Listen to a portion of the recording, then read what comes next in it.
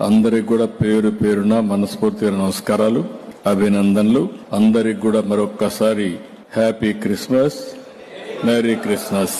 ఈరోజు మిమ్మల్ని అందరినీ క్రిస్మస్ ముందున మిమ్మల్ని కలవడం, మీ అందరితో క్రిస్మస్ వేడుకల్లో పాల్గొనడం చాలా ఆనందంగా ఉంది. ఈ రోజు మనం ఒకసారి చూస్తే ప్రతి సంవత్సరం డిసెంబర్ 15 నుంచో 10 నుంచి డిసెంబర్ మాసంలో కూడా ప్రారంభమవుతాయి.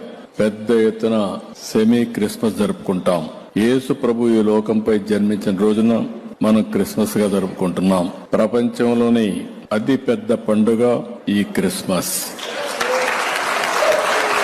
ఇప్పుడే మేరీ మాత కడుపున యేసు ప్రభు జన్మించిన పవిత్రమైన రోజు, మనకందరికీ పండుగ రోజు. బయట కూడా డెమాన్స్ట్రేషన్ చేసి చూపించారు.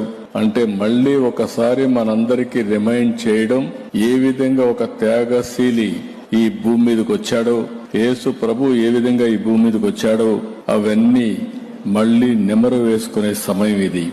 ప్రపంచానికి ప్రేమ, శాంతి, సేవ అనే శాశ్వత విలువలను అందించిన యేసు ప్రభు సందేశం ఎప్పటికీ మార్గదర్శనం.